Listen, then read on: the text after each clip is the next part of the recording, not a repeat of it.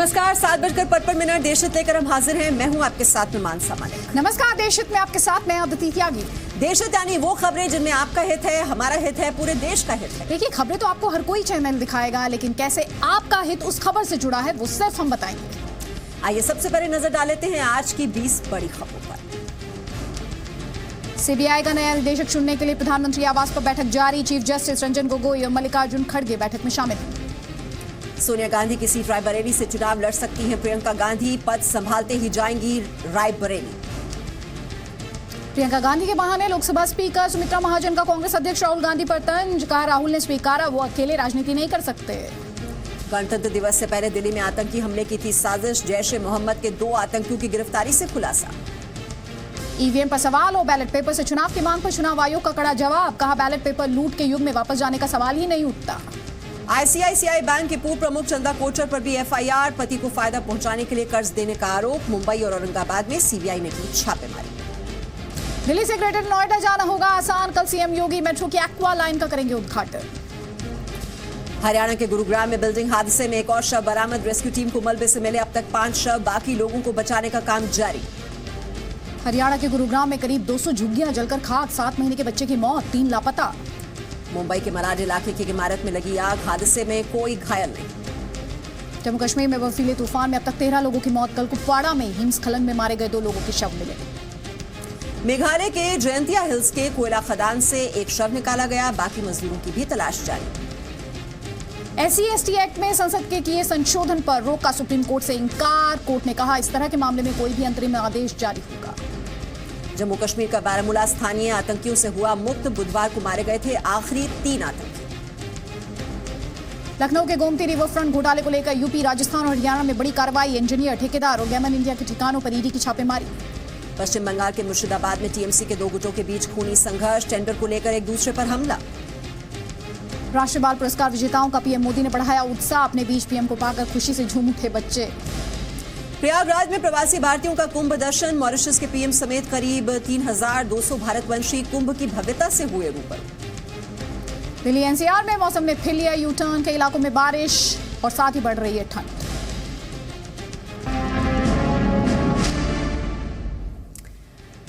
तो देशहित में आज के 5 बड़े सवाल। एएमयू में तिरंगा यात्रा निकालने वाले छात्रों को नोटिस जारी कर दिया गया है। सोचिए, जिस एएमयू में सेना विरोधी लेक्चर दिए जाते हैं, आतंकियों के लिए नमाज़े जनाजा पढ़ा जाता है, वहां पर तिरंगा यात्रा निकालने पर दिक्कत हो रही है। देशहित में बड़ा सवाल, देश के विश्वविद्यालयों में ये देशद्रोही पाठ कब तक जारी रहेगा। दूसरी खबर, प्रियंका गांधी की सियासत में एंट्री के साथ ही जनता के बीच उनकी लॉन्चिंग को लेकर तैयारियां शुरू हो गई। सोनिया गांधी की सीट रायबरेली से चुनाव लड़ सकती हैं प्रियंका। देशहित में बड़ा सवाल, क्या प्रियंका देश के सबसे बड़े सूबे यूपी में मोदी योगी के तिलिस्म को तोड़ पाएंगी।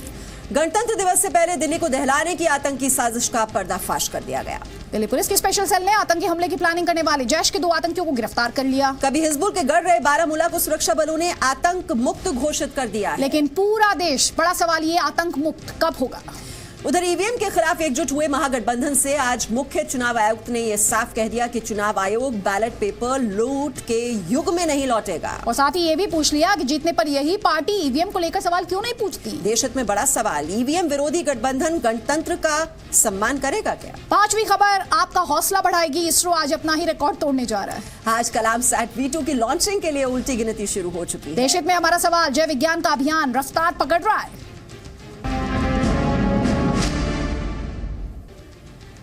तो अपने ही देश में अदिति, आप तिरंगा लहराते हैं तो शान से लहराना चाहिए, लेकिन यहाँ पर कुछ लोगों को उसमें भी दिक्कत हो रही है। और तिरंगे पर देशहित ये कहता है कि तिरंगा हमारी आन बान और शान का प्रतीक है।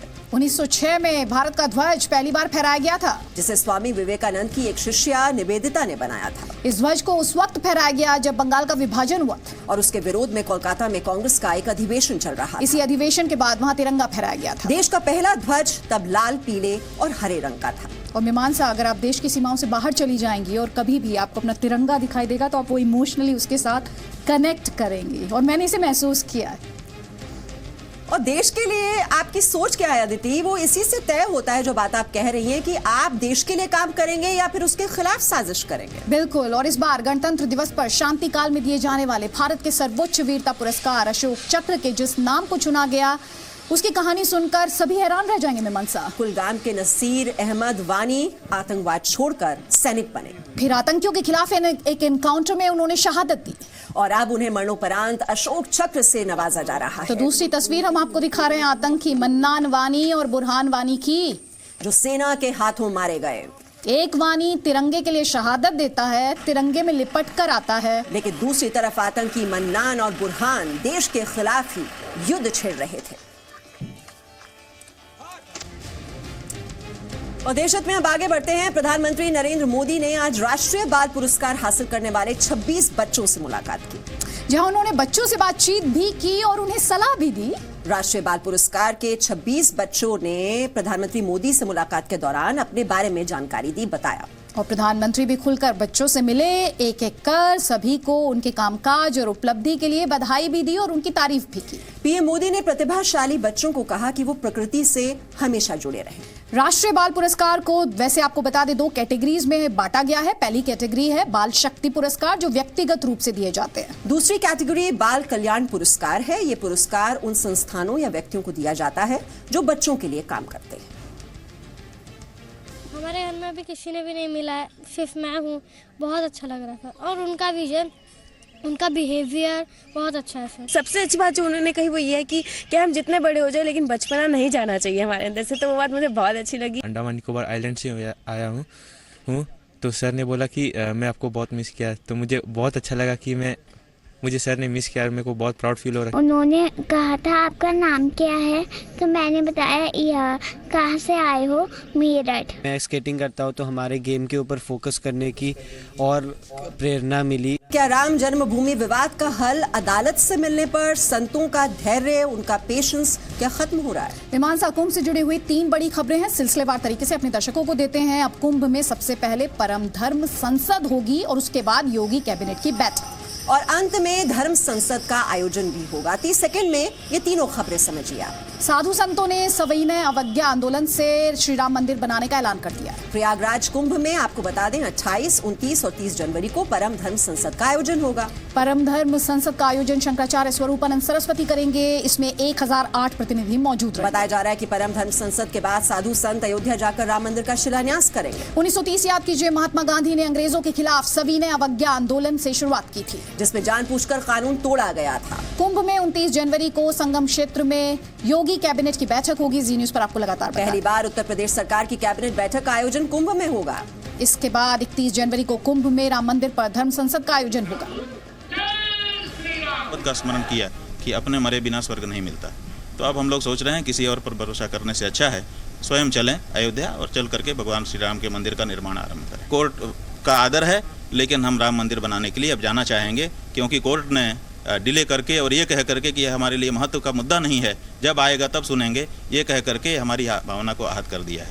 उधर 2019 लोकसभा चुनाव से पहले आपको बता दें, आज चुनाव आयोग ने ईवीएम के खिलाफ चल रही फेक न्यूज पर प्रहार किया है। राजनीतिक दलों की सियासी मांग आप जानते हैं। आज मुख्य चुनाव आयुक्त की तरफ से जवाब दिया गया और साथ ही ऐसा सवाल पूछा गया जिसका जवाब आरोप लगाने वालों के पास नहीं है। उन्होंने पूछा कि अगर किसी के पक्ष में नतीजे आते हैं तो ईवीएम ठीक, और ऐसा न हो तो ईवीएम को जिम्मेदार बता दिया जाता है। I would like to make it very, very clear once more. In fact, it's not I, it's the entire ECI, that we are not going back to the era of ballot papers. And we are not going back to that era where we have ballot papers being lifted, musclemen being employed, besides the delay in the counting and also too much harassment of the polling staff on the ground. और अब देश हित में EVM को बदनाम करने के पीछे की राजनीति समझिए आप। ईवीएम के खिलाफ लगातार दुष्प्रचार किया जा रहा है और आरोप लगाए जा रहे हैं कि 2014 में बीजेपी की जीत ईवीएम में छेड़छाड़ का नतीजा है। ऐसा करने के पीछे एक मकसद ये भी है कि अगर 2019 में कांग्रेस चुनाव हार जाए तो इसके लिए ईवीएम को जिम्मेदार बता दिया जाए। आज का ये सैटेलाइट लॉन्च एक सामान्य लॉन्च नहीं है अदिति, दुनिया में पहली बार इस तरह का ये प्रयोग हो रहा है। दरअसल कलाम सैट V2 यानी वर्जन 2 जो है वो 3D प्रिंटिंग से बनाया गया है। कलाम सैट V2 का कम्युनिकेशन सैटेलाइट के रूप में इस्तेमाल किया जा सकता है। ये अंतरिक्ष में माइक्रोग्रेविटी का अध्ययन करेगा, 2 महीने तक ये मिशन पर रहेगा। आमतौर पर सैटेलाइट को लेकर जाने वाले रॉकेट के हिस्से नष्ट हो जाते हैं। साथ ही आपको बता दें जिससे इस सैटेलाइट को लॉन्च किया जाएगा उसका नाम है PSLV C-44। इसके अंतरिक्ष में पहुंचने के बाद 3 हिस्से नष्ट होकर गिर जाएंगे, लेकिन चौथा हिस्सा रहेगा ऑर्बिट में। इसका इस्तेमाल सैटेलाइट के लिए प्लेटफॉर्म की तरह किया जाएगा। चौथे हिस्से में सोलर पैनल लगे हैं, जिसकी वजह से सैटेलाइट को ऊर्जा मिलती रहेगी। अंतरिक्ष विज्ञान में पहली बार, ये आपके लिए जानना जरूरी है, अंतरिक्ष विज्ञान में पहली बार ऐसा प्रयोग किया जा रहा है और इसीलिए भारत को अब अंतरिक्ष विज्ञान की सुपर पावर यानी महाशक्ति कहा जा रहा है। और आज देशहित में आपके लिए ये भी जानना बहुत जरूरी है कि अंतरिक्ष से दुश्मनों की साजिश को खत्म करने वाला सैटेलाइट भी आज से ही काम करना शुरू कर देगा। इसकी भी बस थोड़ी ही देर बाद लॉन्चिंग होने जा रही है। इसका नाम भी आपको बता देते हैं, माइक्रोसैट R। इसे DRDO ने तैयार किया है। इसका वजन 740 किलोग्राम है। कश्मीर से आई सबसे अच्छी खबर भी आज आपको दे दें। 3 दशक के बाद कश्मीर का बारामूला आतंकियों से पूरी तरह मुक्त हो चुका है। तो लगातार दूसरी गुड न्यूज आपको दे रहे हैं। गणतंत्र दिवस के ठीक पहले आतंक से आजादी की इस खबर को देखकर पाकिस्तान को तो आज हार्ट अटैक पड़ने वाला है।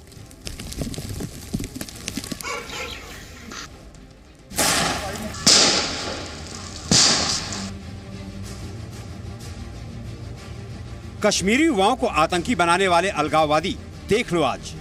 दुश्मन से निपटने के लिए सेना का जोश भी बहुत हाई है।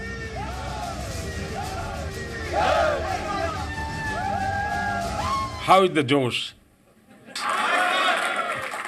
How is the Josh? जन्नत में आतंक की सप्लाई करने वाले पाकिस्तान देख ले आज। कश्मीर में आतंकी खल्लास, बारामूला आतंकवाद से आजाद। आज एक बार फिर हिंदुस्तान की सेना पर गर्व करने का दिन है।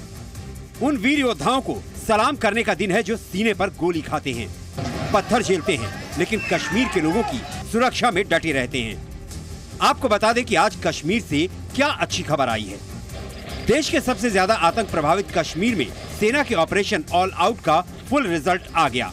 26 जनवरी से पहले बारामूला में ऑपरेशन ऑल आउट ने आतंक की सफल सर्जरी कर दी। सेना के मुताबिक 29 साल में पहली बार ऐसा हुआ है जब बारामूला पूरी तरह स्थानीय आतंकियों से आजाद हुआ हो। साल 2017 में शुरू हुआ ऑपरेशन ऑल आउट 100% सफल रहा। मारना कोई इलाज नहीं है, क्योंकि टेररिज्म गन में नहीं है, टेररिज्म यहाँ है, तो हम उसको ठीक करने की कोशिश कर रहे हैं। उपलब्धि जरूर बढ़ी है पुलिस के लिहाज से। सिक्योरिटी फोर्सेज ने गजब का काम किया है पिछले महीनों। मई 2017 में कश्मीर में ऑपरेशन ऑल आउट की शुरुआत हो गई थी।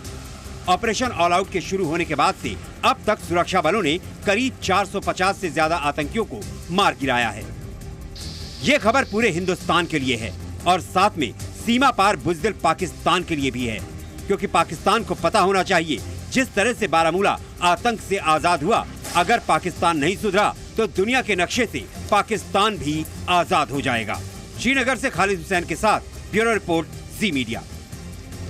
तो आदित्य, आज हमने 2 गुड न्यूज दे दी हैं दर्शकों को। कश्मीर का बारामूला आतंक से आजाद हुआ और वहीं राजधानी दिल्ली में 2 आतंकी गिरफ्तार भी कर लिए गए। जैश-ए-मोहम्मद के दोनों आतंकी बताए जा रहे हैं। आपको बता दें कि इन्हें स्पेशल सेल ने गिरफ्तार किया है। दोनों 26 जनवरी से पहले दिल्ली में भीड़-भाड़ वाली जगह पर ग्रेनेड ब्लास्ट करने की साजिश रच रहे थे। जम्मू कश्मीर से लतीफ नाम के आतंकी की गिरफ्तारी हुई और फिर उससे पूछताछ में उसी के साथ ही हिलाल का नाम सामने आया। उसे भी पकड़ लिया गया और श्रीनगर में कई आतंकी वारदातों में आपको बता दें लतीफ शामिल था। हमारे सोर्सेज ये भी बता रहे हैं कि आतंकियों ने वारदात के लिए दिल्ली में रेकी कर रखी थी। लेकिन अच्छी खबर यह है कि दोनों पकड़े गए और दिल्ली से बड़ा खतरा टल गया है। दिल्ली NCR के लोगों को काफी राहत देगी ये खबर। देखिए, एक और गुड न्यूज हम आपको दे रहे हैं, क्योंकि कल यानी 25 जनवरी को नोएडा और ग्रेटर नोएडा के बीच मेट्रो लाइन की शुरुआत हो रही है।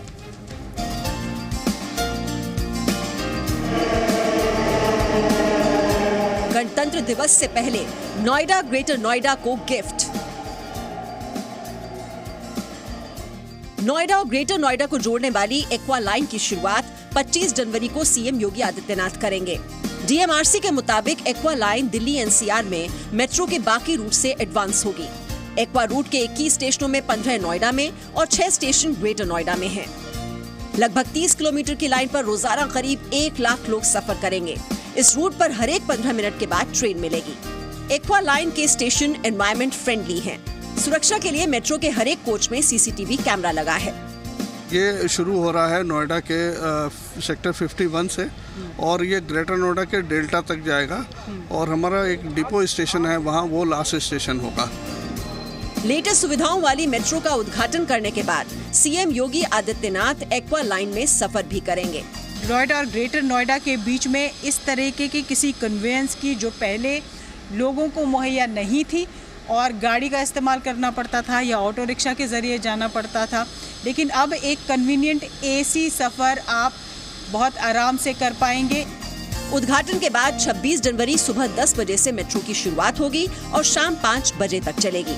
27 तारीख को और हर एक रविवार को एक्वा लाइन मेट्रो सुबह 8 बजे से रात 10 बजे तक चलेगी। 28 तारीख से हफ्ते के बाकी दिनों में सुबह 6 बजे से रात 10 बजे तक चलेगी। निवृत्ति मोहन, जी मीडिया, नोएडा।